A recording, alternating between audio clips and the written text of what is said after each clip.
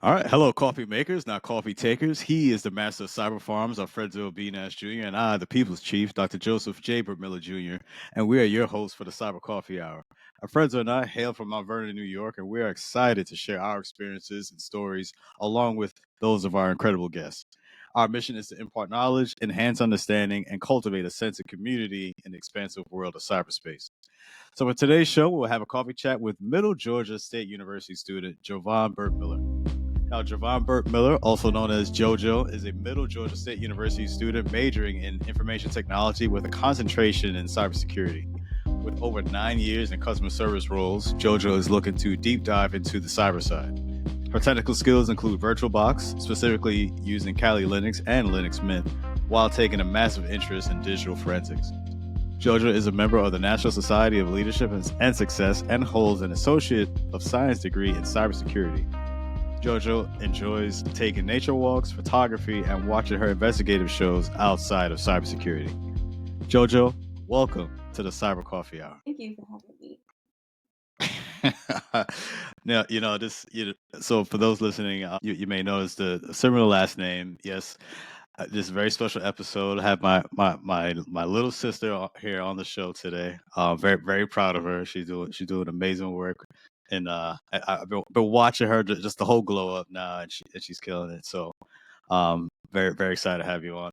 So yeah, so JoJo, just real quickly, just for you, how things been going? Like what you been up to as of late? Just been doing a lot of homework and more homework. And Yeah, the life. Yeah. yeah. No, but honestly, I just been trying to kill these classes. But also I'm trying to learn a lot as well. And so I'm taking like 5 classes right now, actually. 5 classes full time. Wow. Yeah. Try to knock it Gotcha. out. Yeah. Staying busy. Staying Yeah. busy. I'm trying to I get get it. done. I hear you. Alfredo, how about you, sir? Hey man, you know me. I won't complain. I'm kind of tripled up right now. Dealing with job loss still was pretty interesting, pretty humbling. Doing a little bit of side of desk work with the garden stuff still into the fall season as we wrap up. I'm trying to go after a pesticide applicator license. It was like a state requirement. That was pretty cool. And then FEMA is number 2. So who's on second is FEMA. FEMA, shout out to them. There's a little bit of training I'm doing side of desk with them for different activities. I'm not going to speak on too much yet.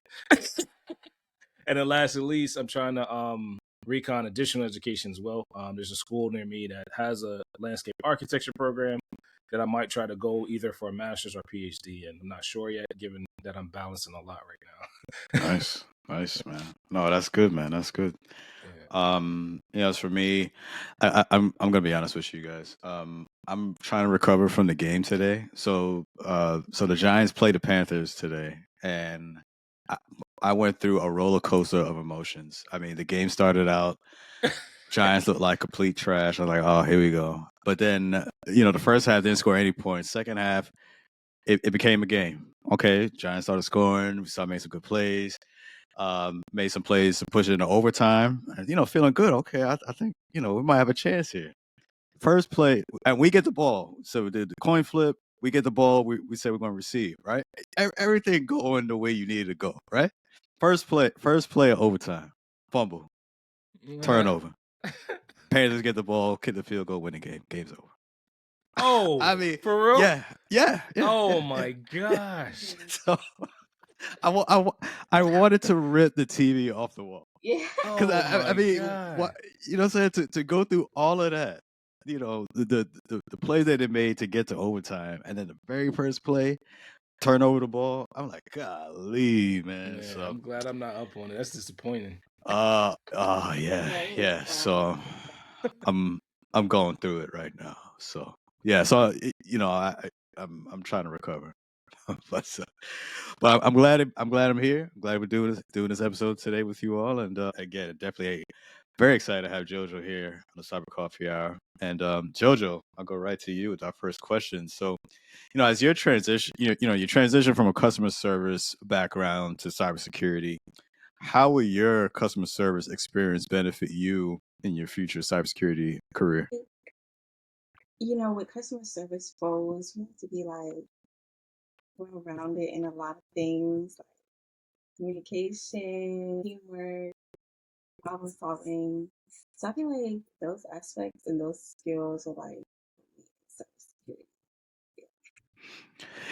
No, I think Fred, we see this all the time where we see folks that make career transitions, into cyber from all different fields. I mean, like nursing, firefighting, those who come from even very non-technical roles.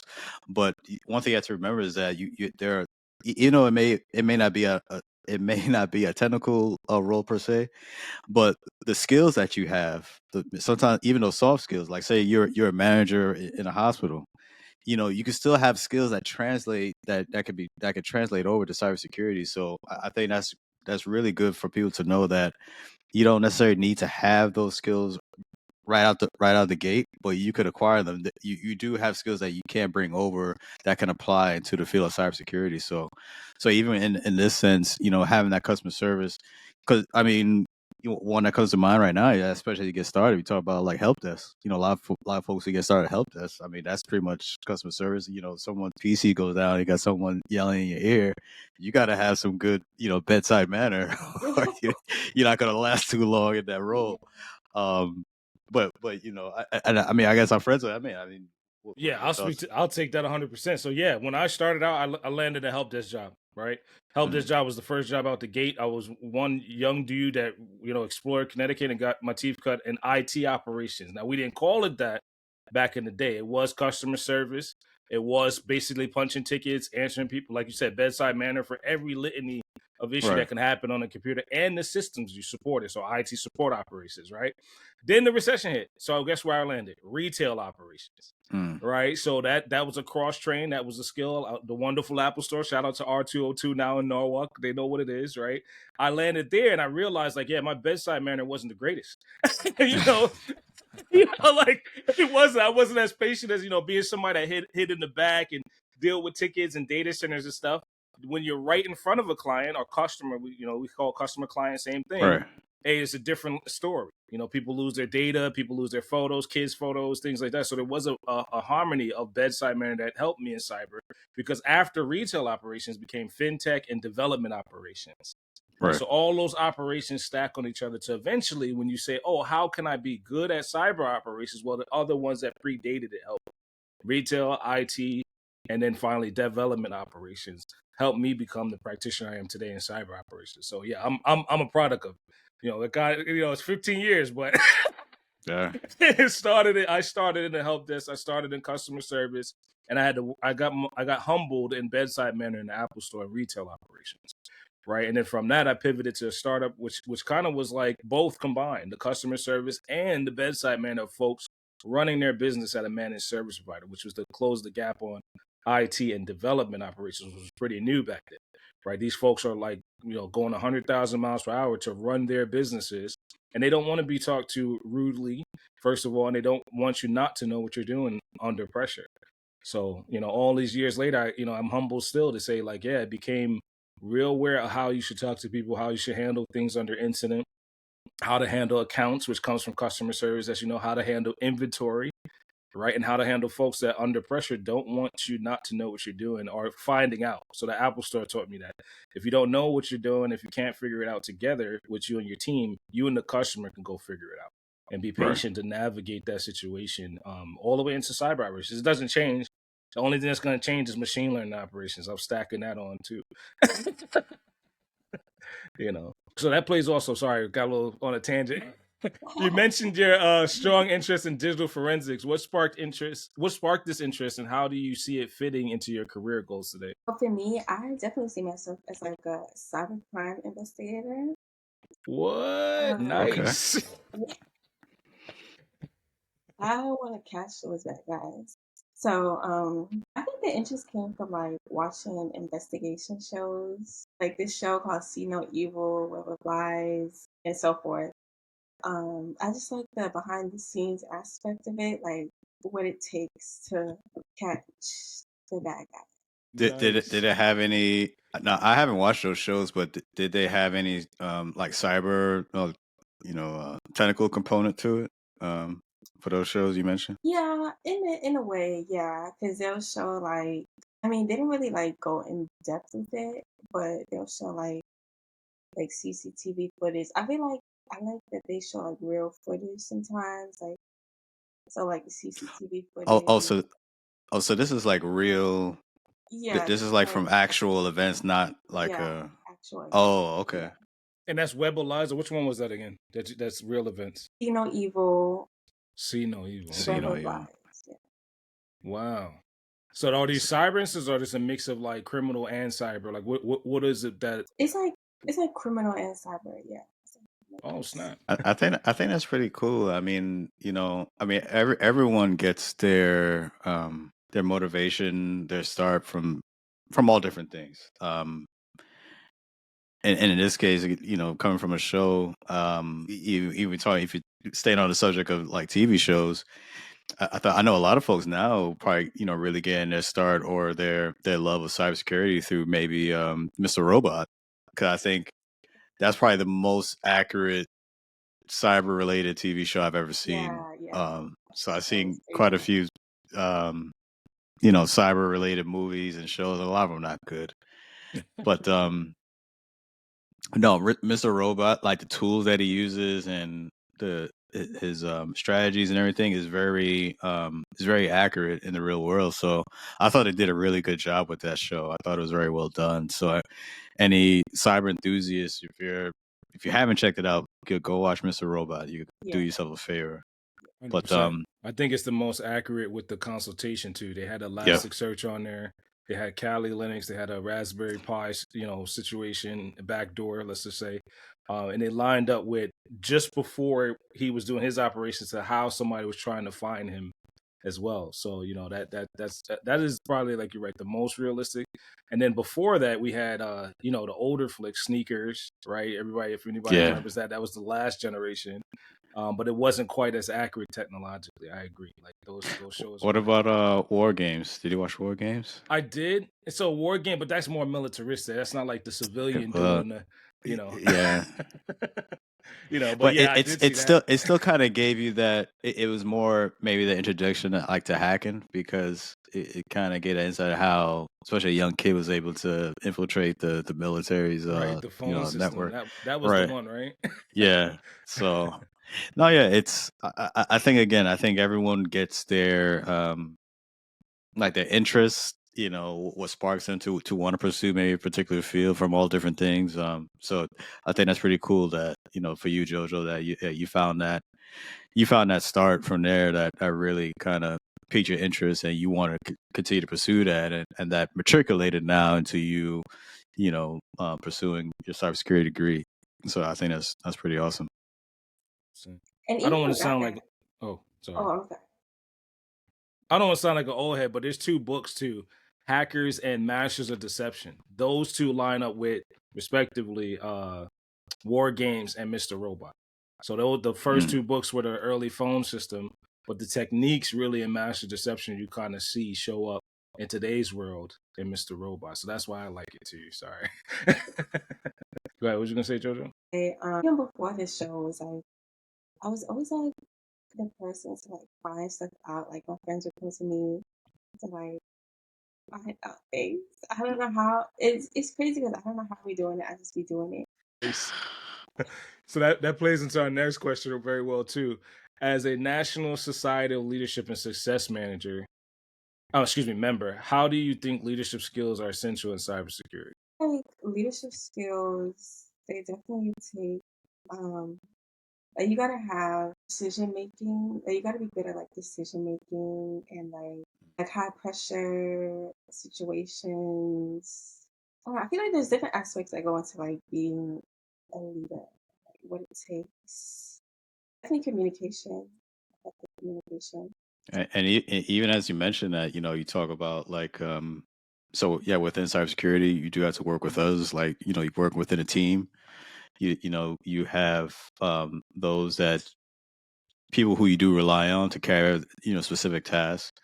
Certain missions that you have to carry out, and then also what you need to execute as a team to make sure that and let's just say if you're in cyber defense, that you're making sure that you're everyone is doing their part, especially high critical, high pressure environments and situations. So, but no, I think to your point, Jojo, I mean, leadership is definitely a key component that's necessary within cybersecurity, because um, you do need individuals that you can look to and to say, okay, this is the person that we're going to rely on, who we're going to roll with, so that way we can get our job done, that we can make sure that we're accomplishing the task at hand.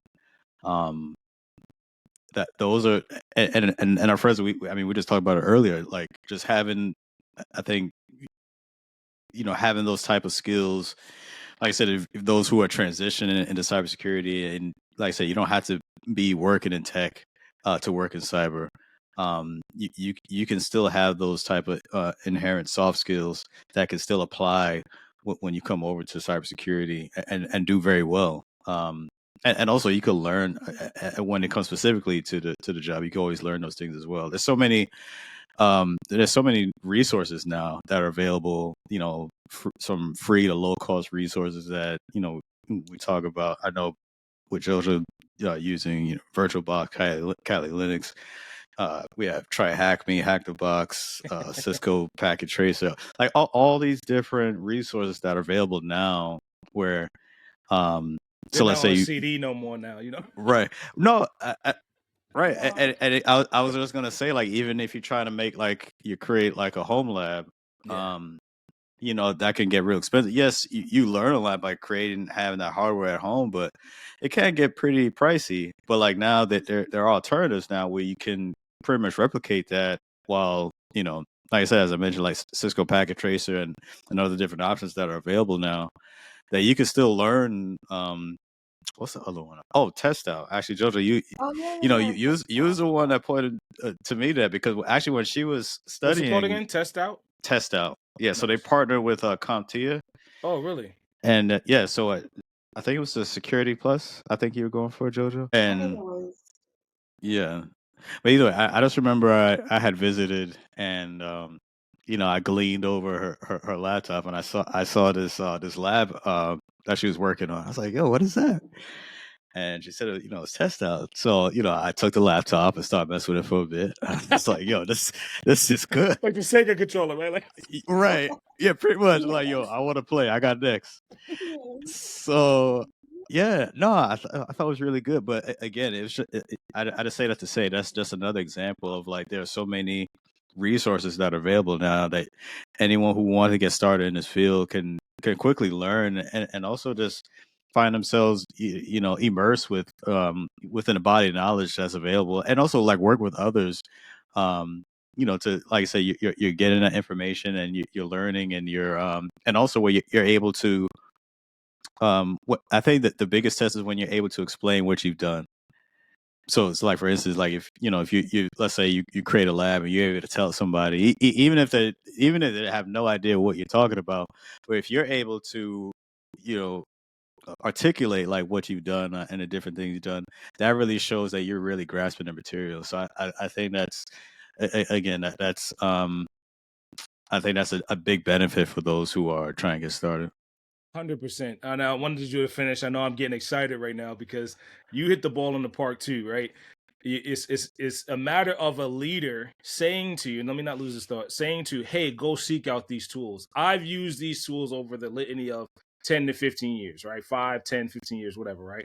From VirtualBox to Kali to Try Hack Me to all these different tools, you got to understand you need somebody to mentor and guide you, not just hands on keyboard, but show you like, hey, this is how you run the gauntlet. Right. And we, Right. Dr. Joseph, we're becoming those leaders today, but also it's good to hear what the newer cadre are using, right? The different tools, Right. what struggles they may be having, because we're numb to it, right? So it's Right. good to hear that back and forth communication and be a receptive leader to say, well, why aren't you using Try?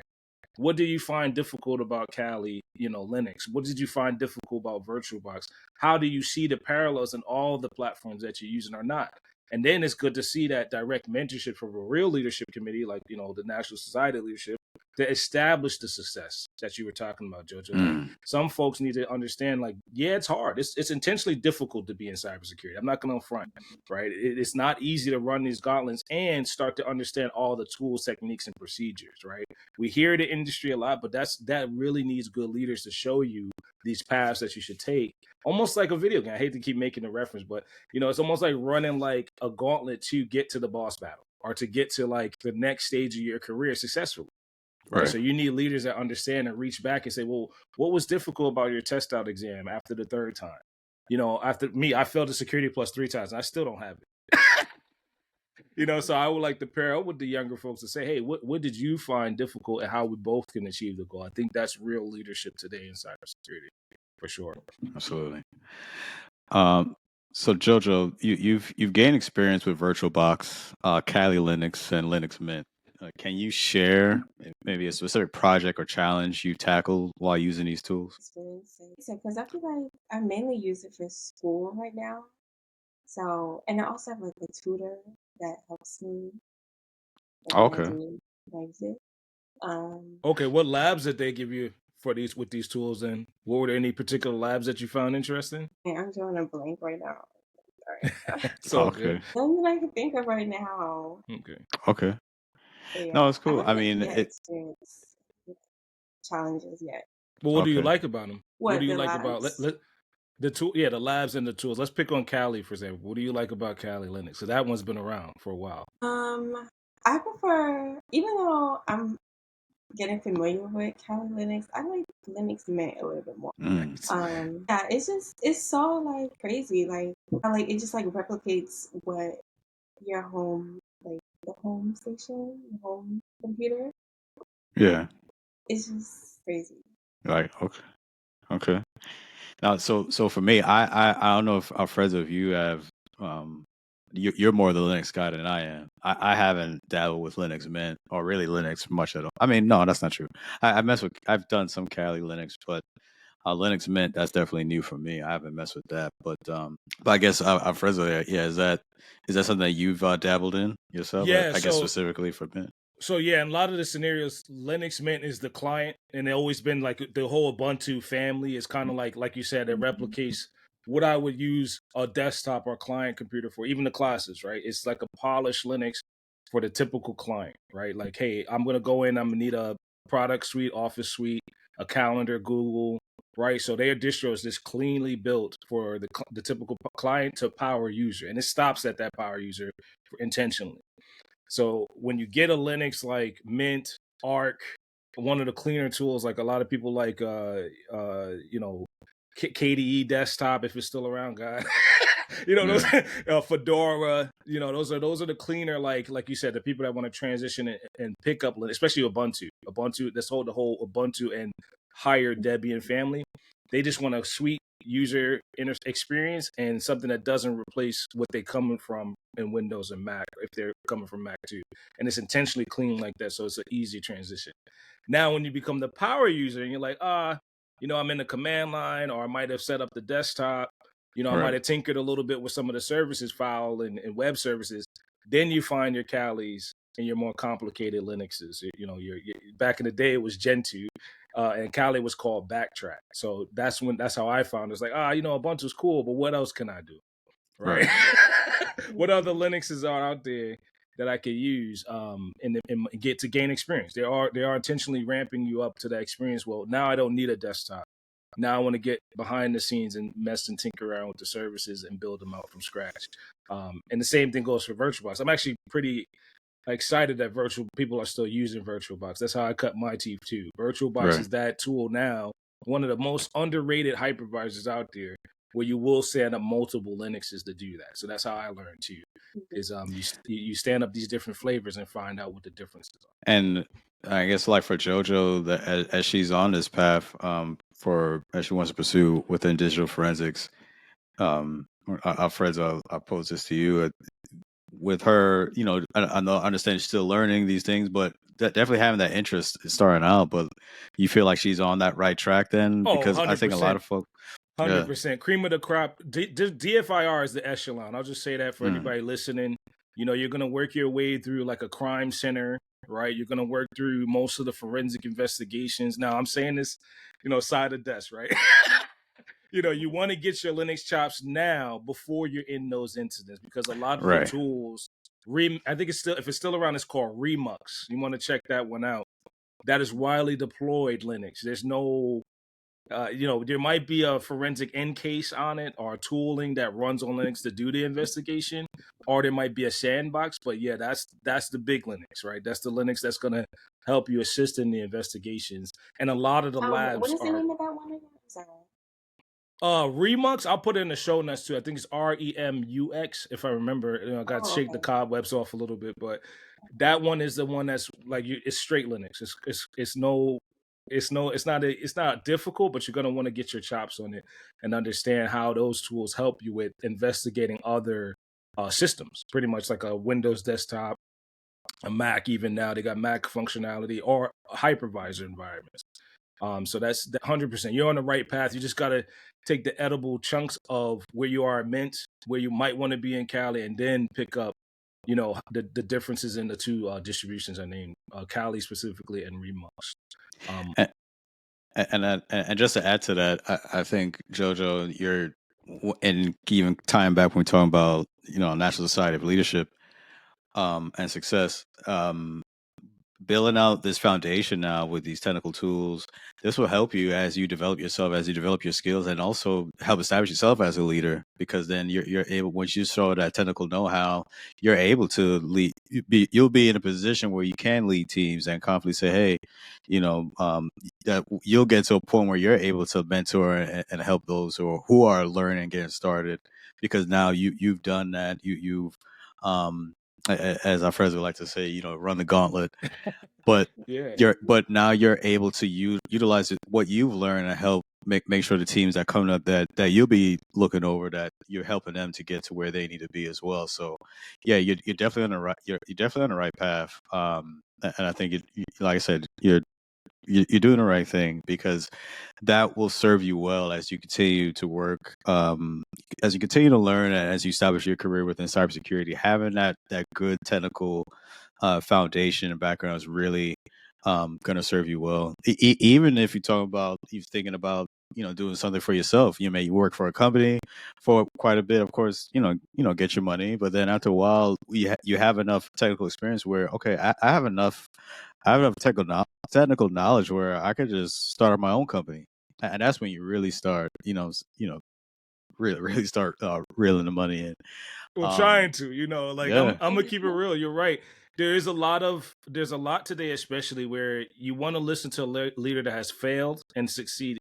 Like I failed and then I got back up, right? So if you failed at Cali, you fail at Mint, and then you pivot and you're like, oh my God, I could pick up Remux. Well, you can talk to that whole journey and you can solution around it, which is great.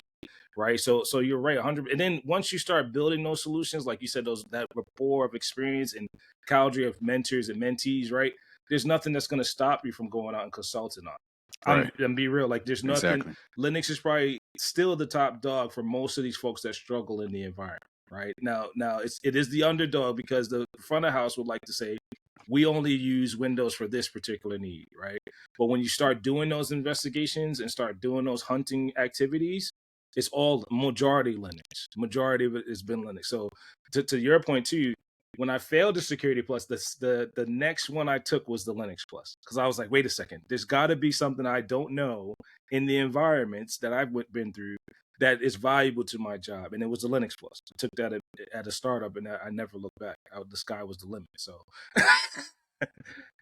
And the reason I even emphasize that, JoJo, you're on the right path, because for me, my journey has been maybe a little the opposite, where I was more focused on like the security side of things as opposed to the technical side. I would say, let me take it back. It's more on like the GRC side, I'd say, for me, where my experience really lied for my career path. And then I started to get more into technical from really with my current role now, or my current position now where I'm at, because friends, I talked about it. Like, I failed Net Plus three times, at least three times. Isn't that crazy? Like the number three, like something changes in you when you fail those exams. and we're not even talking CCNA or No. I mean we're talking about Net Plus. Yeah. Net Plus is no joke, man. So yeah, I was feeling away because I like, man, I have all these things, got a doctorate, this, all this and that,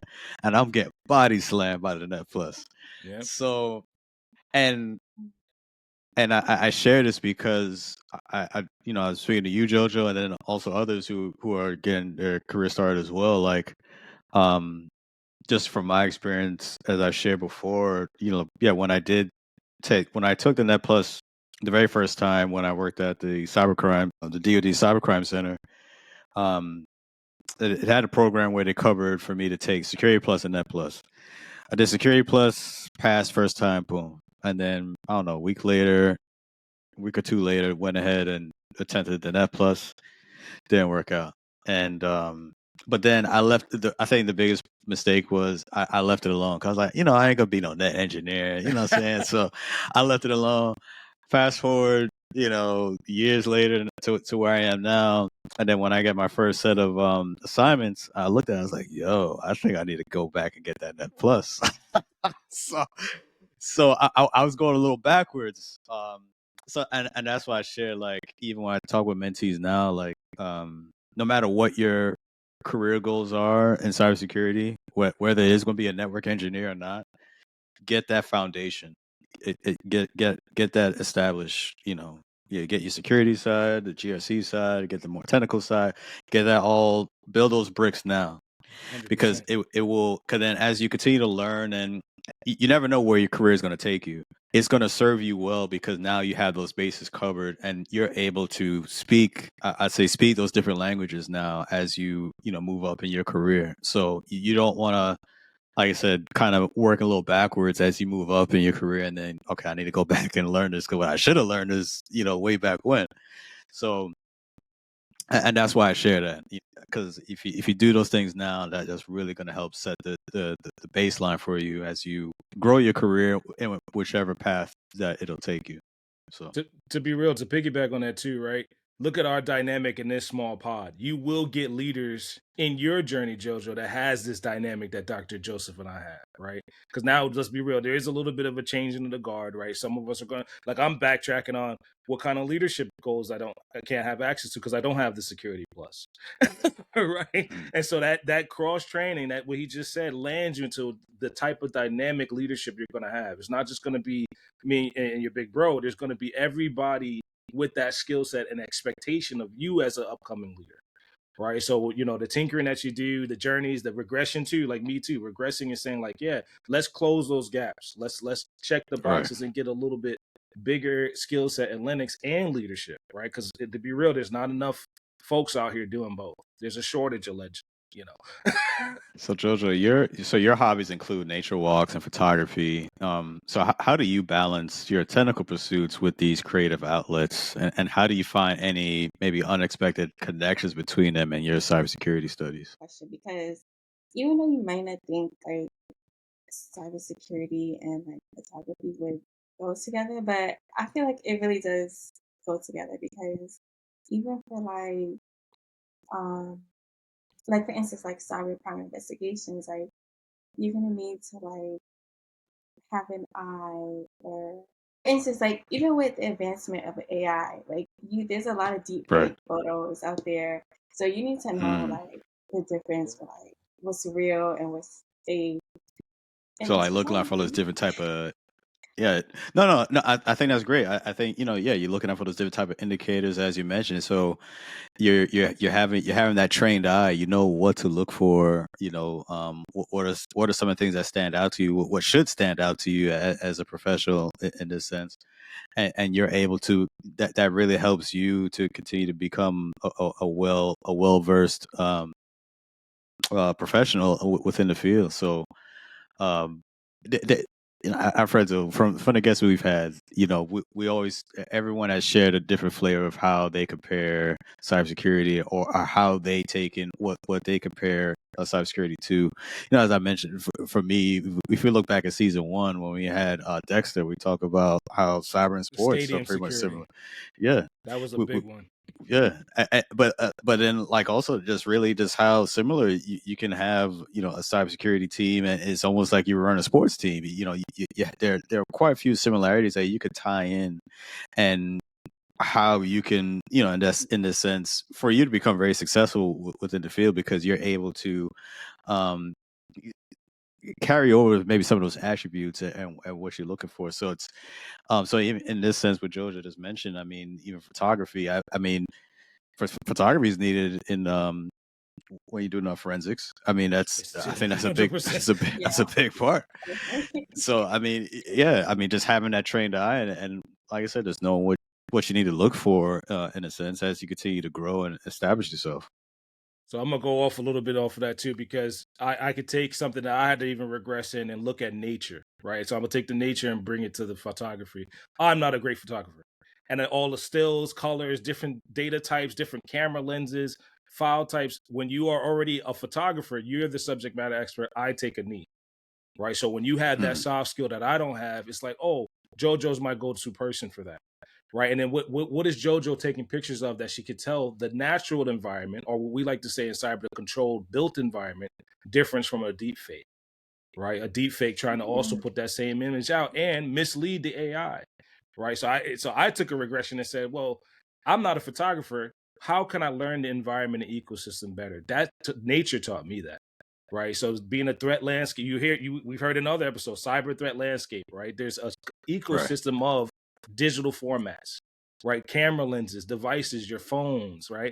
Well, I don't know that. JoJo's my subject matter expert, right? Because JoJo does that for a living. JoJo goes out there, she takes the photography, she uses the different stills in an environment built and controlled, because mind you, we're in an information environment or ecosystem today, right? So that's a hint too. You want to study these things and become, take that soft skill and map it to your cybersecurity expertise, even the juniors. Like, this is for everyone listening. Whatever you do in soft skill set, please believe there is a shortage in the cadre of folks that are working there now that don't do that.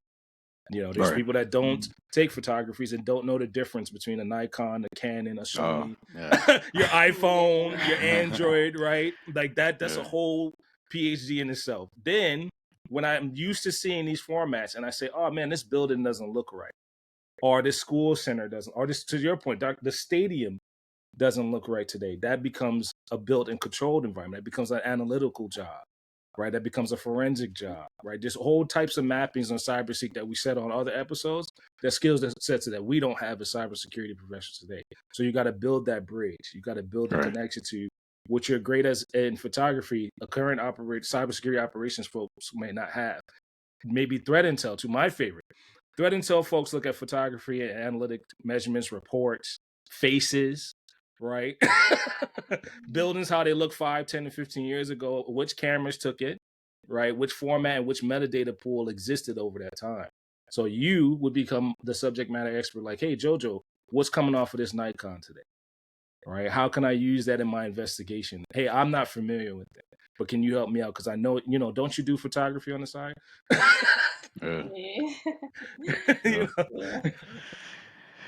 Yeah, so we have Jovonne Burt-Miller here on the Cyber Coffee Hour, part of the Alive Podcast Network. As we transition here, just learn a little bit more about JoJo, and also maybe some of the lighter things she likes to get into outside of school. So first, so I understand, JoJo, you're currently enrolled in school. You're studying cybersecurity. Maybe just share for our listeners just how your experience is right now, going to school, classes, and everything like that. And maybe someone who's listening could say, hey, maybe that's what I want to pursue, or what they should expect from maybe those who are about to get started with their school program. Yeah, so definitely it's a lot of research. Because I know with what I've been doing, it's like, with the classes that I've been taking, they want to write a lot, do research about. Well, like writing essays or papers, like research papers. Not not like research papers, but say for example, write about TCP dump or like Wireshark, like do research Oh, about that and like at least be like knowledgeable about it. And yeah, because they're gonna ask you questions about that. Um, they have you do like yeah, presentations or? well, not presentations. Well, at least for me, I haven't done presentation, but it's like Are assignment. you doing that research with your peer students? So No, are I your do it by class? myself. Oh, okay, okay. Yeah, Okay. yeah. So for me, Do I they, do do it they through. do they have you? I'm sorry, go ahead. No, I was just gonna say I do online. Nice. No, I was just gonna ask if they do like pair you, like working in groups, like with your classmates on like certain tasks or projects. If did they have you do that, or at least not yet, or Oh yeah, yeah, yeah. any type So for pro? instance, yeah, because I'm even doing a project right now for one of the classes. Um, Hmm. it's like my forensic data class actually. So yeah, we'll get like I guess the professor will assign like 10 questions or whatever, and then each person in the group will get like 2 questions to answer, do the research on it, and then answer each question. Okay. I um I know. So when I started my bachelor's, I had to do quite a bit of group work, and I'll be honest, I hated group work because um, there was always this one person in my group who I was assigned that didn't do any of the work, and then of course, I didn't want to fail, so it was like I'll pick up the slack of the other person, but then everyone gets the same grade, so I was kind of turned off by group work, a while back, but no, but also there've been changes now. I think to make sure each member is accountable for their part. So I think it is. I mean, not currently going to school now anymore, but I believe there have been changes to make sure each each student is accountable for their group in a group setting. So Yeah, as my cousin says, he calls me a professional student. There has been a change from when we were going, right? We were mhm. kind of like the subject matter expert. There was a person for database, there was a person for Linux, there was a person for like, whatever, right? And that was the class that comes to mind, I don't know if it's still around, was called Management Information Systems. I hated that too, because I was the guy that worked all night and barely contributed, I'll be real. Then I had to be a manager in the IT help desk in the simulated cohort, and that's when I had to step my game up. So the school sound like they still have that cohort piece and lab piece, but what's changed now is they made it more live where you have to contribute. See, we didn't have that. When we came up, everybody didn't have to have their fair share of contributions, and they all got graded the same. Which, again, Right. I probably been on both sides. But what I like also about the school today is that they're pulling in people more from industry to teach the class, right? So Yeah. they'll dole out like you two are the database questions, like JoJo saying, you two are the network questions, you two are like management information systems, or managers even too. So I like that about the current environment. That kind of like the younger cadre has is that you don't get to stay comfortable. You get to switch around and pick up get questions outside of your skill set, which is kind of cool.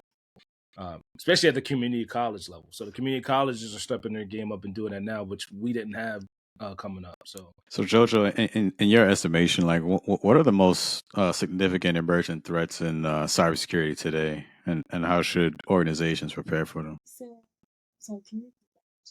Yeah, so when we talk about like just the different emergent threats that are going on within cybersecurity today, we talk about like maybe insider threats, social engineering, even AI. Oh Just what yes, in your estimation, what do you feel are the most significant ones that's going on today? okay. So the ones I would say are the insider. I feel like employees they need to be like more knowledgeable and like being aware of like certain like tactics, like social engineering. Like um, someone could call them and like, pretend to be like a higher up, be like, "Oh yeah, you need such and such information, blah blah. I'm calling from such and such," Mm. and then they're like, "Oh okay, yeah, it's blah blah blah," and it's just like definitely employee training is essential. Yeah, no, I'm sorry, good. No, I was just gonna say, like, so even when we talk about insider threats, it could also be the flip side where, yeah, you have employees and they have all this wealth of knowledge and they're using it for the wrong purpose. You yeah, know what Yeah, I'm saying? yeah, So, intentionally. right, because yeah. they already vetted, they already got their CAC card, they're already inside the building. They have, RPIV, yeah, RPIV. yeah, CAC or PIV. they already have access to a lot of, maybe potential very crucial information. So it could be on that side too. So as JoJo mentioned, more like the negligent side of insider threats, because someone, not doing their job, appropriately, but also, like I said, and I just mentioned, you got the flip side of that too, where someone who knows what they're doing and they know the information that they have at their fingertips and they're using it for the wrong purpose. So yeah, you do have that, and that's definitely a big, I would say probably a big threat, because you could do all the vetting, background check, polygraph, all this type of stuff, and the I guess the opportunity may come for someone. You just don't know what will make someone break. Like what will cause someone to share classified information, or maybe they're in debt, or they're getting paid to maybe by a foreign actor to say, hey, give us a dirt on this nation, we'll pay you, beyond your wildest dreams. And someone be like, yo, I ain't making this money working here, so what you want me to do, what you want to know? And that's 100% that. So JoJo, listen to your big bro, because that you as a person that has the leadership mindset, what it's like to be out here in this economy, getting the skills to pay the bills. The other thing is, you might have my mom says this all the time, you have the discernment to see the pressure of another technical person making a mistake intentionally. Right. So the challenge I see out in the industry is that, yes, people are hungry, and listen, money is the motivator, right? Not everybody could defend the organizations just as bad or just against just as somebody that's good as them. Right. So a lot of the motivation today is and we'll probably do an episode on this too now I think about it, is the good guys go bad because of that pressure. And you all all the time. Believe me, I don't want to scare you. This insider threat thing is probably the most studied attack vector in our industry, right? And you got to say why. Money might be a motivator, political influence, all the things your big bro said, but also some people have the technical acumen to try not to get caught. So that's one thing I saw on the threat intel side over the years. It's like, oh my God, now we have to watch out for these threats and how they're countermeasuring us. Counter intel's called it. There it is. It's out there. But some of these folks are just as good as a Linux person as I am, or better. Right. And the motivation, to somebody's point, is, hey, you know what? My house is behind. Or you know what? I want to get my wife a new car. Right. You got to see the discernment in that they're going to use that now for malicious intent. The benign actor or the defender could be just as visceral on the adversarial side. And that's an insider threat piece that you got to be able to discern based on your skill set and your soft skills of people. Because it's not all technical. You got to be able to learn how to read a room. Like you said a couple of days ago, Dr. Joseph, what changed in their pattern when they're on the system? Why are they so glum today? Right. What bills are did they go behind on the mortgage? What caused that? To some extent too. Hey, I'll throw it out there. Are they bug bounty hunters? Some people might have to supplement their income, and you have to decide on, which way they're going to go to jeopardize your security as a threat. Now they're a threat, right? So, Frezza, you want to take this? Oh, yes. What is the first piece of technology that sparked your interest in cybersecurity? What would you say the first piece of tech was? Or even maybe not tech, but I know you mentioned like we talk about like different shows, or say investigative shows or something like that. It's a television. Really? What, smart TV or what?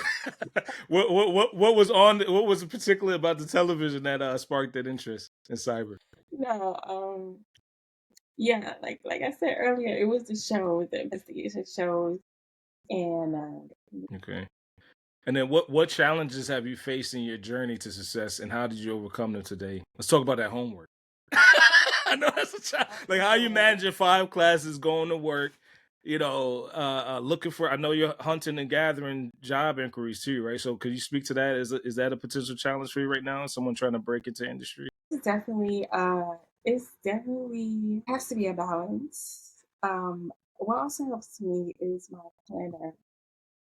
I plan to write down everything, like what's due, like assignments that are due and stuff like that.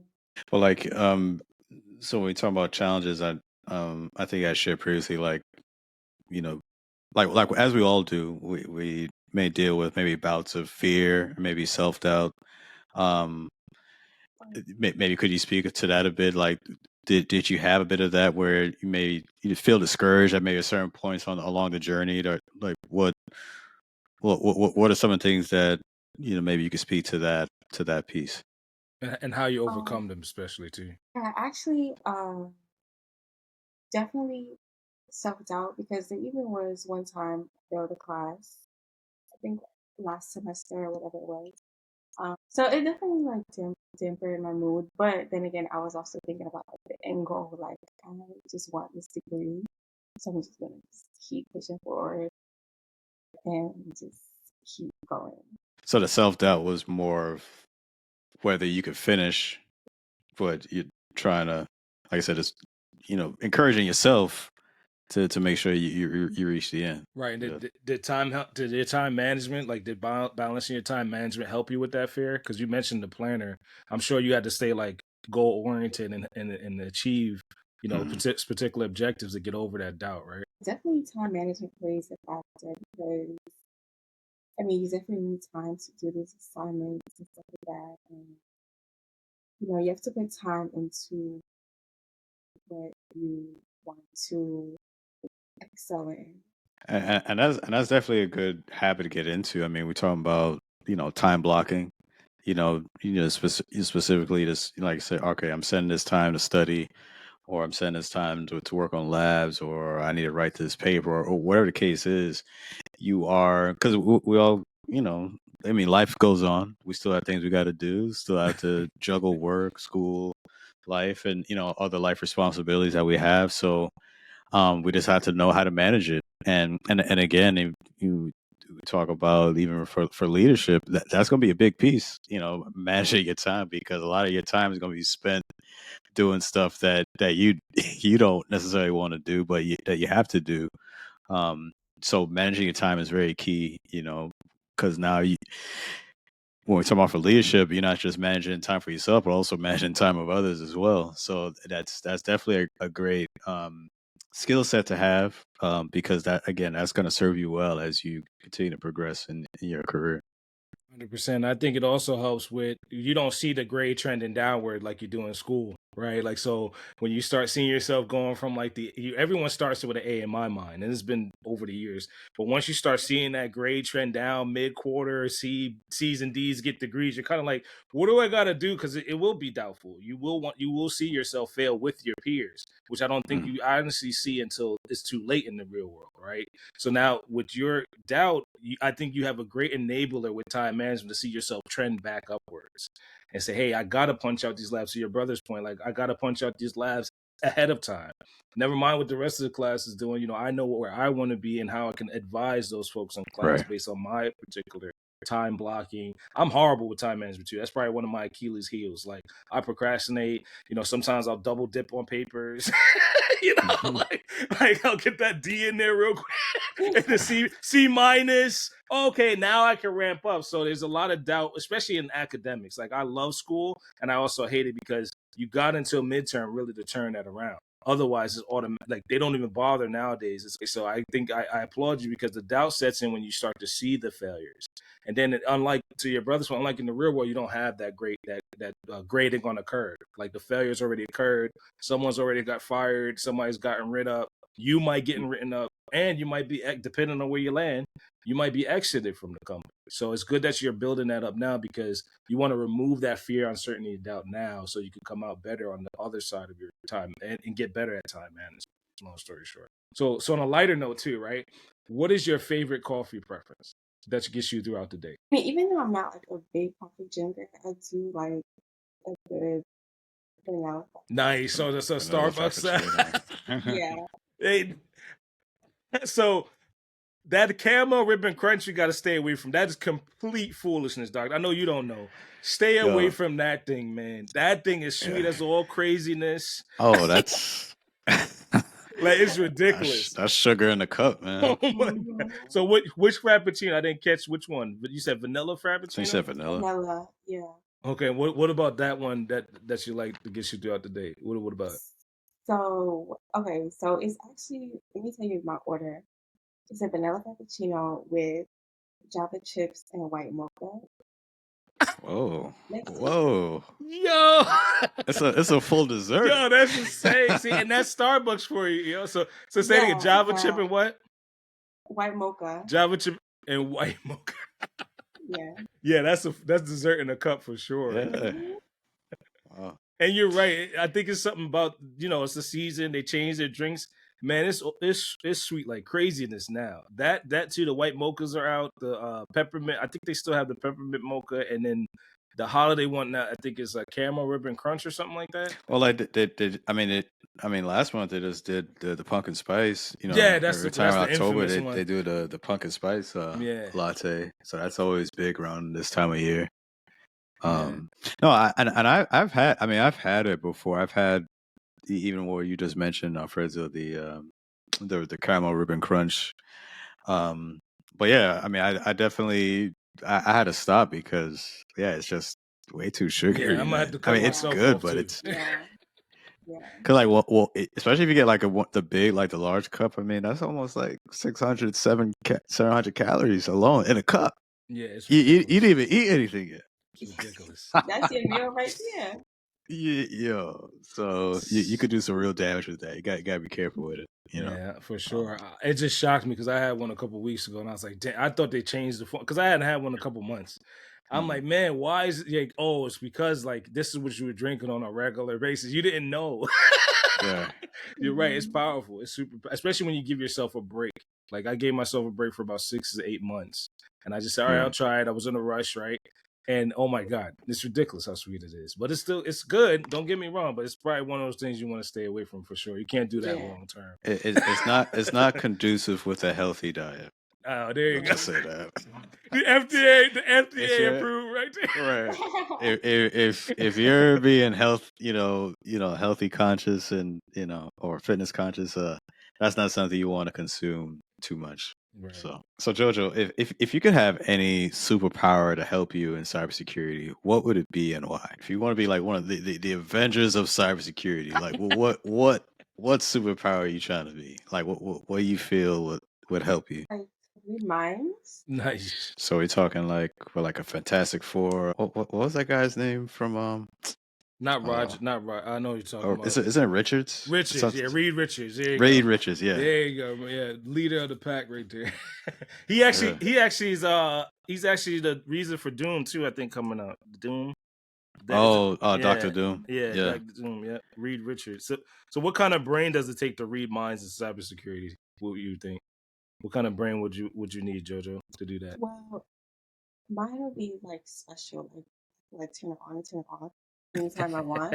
And I feel like, especially like for the bad people, I can read their mind and see, get information out of them. Sometimes they don't be wanting to talk. They like keep it inside. So this is like some real invasive. Right. She's building a model on like what kind of pre-crime like you're gonna commit right now. I was gonna say that's a little bit of pre-crime. Yeah. Okay. You can tell authorities so and so is gonna commit this crime. Like how do you know this? Believe me, I just know. Just make sure you just watch them. Okay. Right now. Yo, that'll be a great business model. Yo, you'll be a billionaire, man. You have a mind like Professor Xavier from X-Men. Just read everybody's mind and so you can store those too. You can store that profile. You can store a model of those attack vectors for sure. And sell them like at this exact moment. These 20 individuals have committed. Right. So last question, JoJo. What hobbies, interests, or any recreation activities that you enjoy outside of cybersecurity? Like just what do you like to do for fun? Going bowling. I like trying new things. Lately, like for Halloween, this past couple years, and this Halloween that just passed, I do like pumpkin carving. So I like doing that. So pumpkin carving, nice. Yeah. Is there a particular pumpkin that's better to carve? Like I grew pumpkins and they were like hollowed out. Is there how do you find the right one to start carving? The pumpkins just get brought to me and I just. Nice. But you gotta clean it out though. You gotta cut it up and get all the guts out and So you're saying they grew hollow. They like collapsed on themselves. I grew them and I thought I could get them ready to carve now. Yeah, they didn't grow too well. Oh, that's that's a bad batch. It was 100%. 100%. I had to mush them up. Oh no, they became like fertilizer then. Yeah. Well, JoJo, thank you so much for being on the Cyber Coffee Hour. I had a great time, and I think it's definitely going to be an example for others who are thinking about pursuing this career field. And I know your peers are definitely listening in and tuning in, and they're going to be motivated to pursue their career as well. But before we let you go, is there anything you want to share with our listeners? Yes, to definitely stay consistent in whatever you do, and to keep going. Nice. Awesome. 100%. Awesome. All right. Well, thank you for that. And thank you for joining us for another episode of the Cyber Coffee Hour, part of the Alive Podcast Network.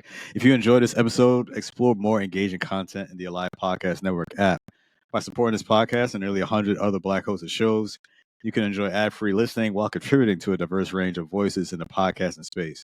We appreciate your support and look forward to sharing more insightful conversations with you in our next episode. So until then, keep brewing those ideas and stay curious about cybersecurity. All right, that's it. It's a wrap. We out of here. Peace.